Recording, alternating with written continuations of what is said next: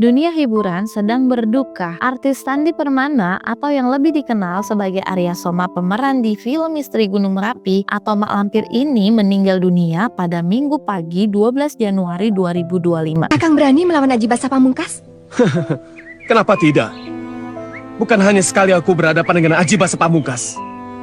Bagiku, Aji Basa Pamungkas bukan orang yang sangat luar biasa. Jadi, Sandi Permana meninggal dunia diduga ditusuk oleh tetangganya sendiri. Karena sering adanya gesekan dengan tetangganya, diduga pelaku nggak terima karena Sandi menyampaikan aspirasi di forumnya tentang konsumsi alkohol di lingkungan tempat tinggal mereka. Waktu itu sih kita ada forum warga kan, forum RT gitu di bulan November. Ada rapat di forum RT gitu. Terus ya suami saya mengeluarkan aspirasinya mungkin kan. Terus ada juga yang mengeluarkan aspirasinya mengenai minum-minuman yang dilarang untuk lingkungan ini mungkin kan ya. Terus si pelaku itu mungkin tidak terima, mungkin pas soal bahas minum-minuman ya, dia tidak terima. Terus suami saya berkomentar langsung, kenapa? Suami saya bilang gitu, Anda bukan warga sini. Suami saya ngomong seperti itu karena si pelaku tinggal di sini kan sudah puluhan tahun, tapi KTP kan bukan KTP sini ya. Jadi suami saya ngomong seperti itu. Terus pas malamnya itu juga dia ngotot-ngototin saya, itu waktu di bulan November itu pelaku. Saya bilang kenapa? Saya bilang suami saya juga nyamperin, kenapa ngotot-ngotot, udah kabur dia. Nah mungkin di saat itu mungkin dia ada dendam kali ya. Gak cuma kesal sama almarhum Sandi, tapi adik istrinya almarhum pun hampir dicelakai juga sama si pelaku. Pernah kejadian di saya soalnya. Saya ke belakang juga, ke rumah saya yang di belakang, sama anak saya naik motor. Itu si pelaku lagi mangkas pohon juga. Kan beda ya, kalau cara orang mangkas yang biasa sama yang emosi. Jadi pas saya lewat, terus dia emosi begitu. Saya tegur sambil saya lewat karena saya takut. Nah, saya memang dulu berpikir saya sambil lewat aja karena saya takut atau saya dibacok dari belakang gitu kan. Saya udah feeling itu dulu beberapa minggu yang lalu, saya takut. Jadi saya bilangnya pelan-pelan dong, saya bilang gitu karena kan yang pegangnya celurit, saya bonceng anak saya, pelan-pelan dong, saya bilang kayak gitu. Nanti kalau kena saya sama anak saya gimana? Adik istrinya almarhum pun kaget, tiba-tiba di hari Minggu pagi sekitar kurang lebih jam 8-an ada tetangganya yang jemput untuk ngajak adik istrinya almarhum ke rumah sakit dengan alasan almarhum Sandi Permana jatuh dengan kondisi motor suaminya yang sudah penuh dengan darah. Tiba-tiba itu jam 7:30 saya dibangunin sama ibu saya, katanya ada tetangga yang jemput, katanya suruh ke rumah sakit, ke Harapan Mulia.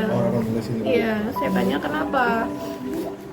Pak Sandi jatuh, katanya gitu. Nah jatuh kenapa? Udah buruan, katanya gitu. Ya udah, saya siap-siap. Pas saya keluar depan rumah, saya lihat motor suami saya yang dipakai sebelum kejadian itu, saya lihat motor itu penuh darah. Saya shock, saya bilang kenapa ini? Enggak, jatuh, ayo buru.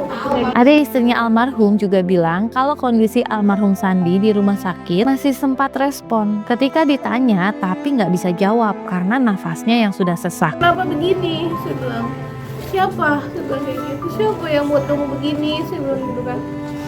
Mungkin dia mau ngomong cuman karena nafasnya udah sesak ya, jadi dia nggak bisa ngomong. Dan akhirnya almarhum mengembuskan nafas terakhir di pundak sang istri di dalam perjalanan menuju RSUD Cilengsi. Di RSUD Cilengsi itu udah di dalam mobil itu saya nampingin dia di sini, sebelum nyampe ke rumah sakit RSUD Cilengsi itu dia udah ngembusin nafas terakhir di sini saya.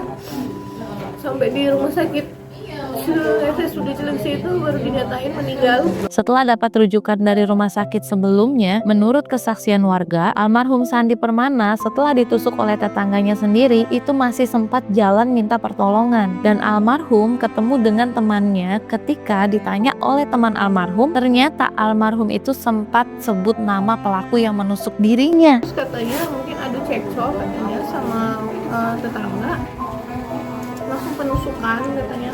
Tapi setelah penusukan itu katanya dia masih sempat sadar, dia jalan minta pertolongan warga. Dia minta pertolongan yang ada di sini kan ada perawat. Dia minta tolong ke sana, tapi perawatnya nggak ada, cuman dia ketemu sama salah satu temennya di situ. Mau nganterin dia ke rumah sakit. Mungkin yang temennya itu mungkin nanya kenapa, tapi suami saya itu nyebut nama pelaku. Almarhum Sandi Permana menerima tusukan di bagian belakang kepala, diduga pelaku menusuknya dengan menggunakan obeng. Dan muka almarhum juga diduga disayat-sayat pakai pisau oleh pelaku. Gak cuma itu, almarhum juga menerima tusukan di bagian perut dan di bahu. Luka tusuknya di sini ada bolong, itu ditusuk pakai obeng. Terus kalau di muka itu penuh ada sayatan pisau, sama di dada, di perut, sama di belakang, sama di tangan itu banyak sayatan pisau. Astaga, sadis banget sih. Ani dan tim turut berduka cita ya. Semoga almarhum mendapatkan tempat yang terbaik di sisinya. Dan untuk keluarga yang ditinggalkan, semoga diberi ketabahan yang luar biasa dan tetap semangat untuk tetap melanjutkan hidup. Terima kasih semuanya yang udah mendengarkan info kata Ani. Love you.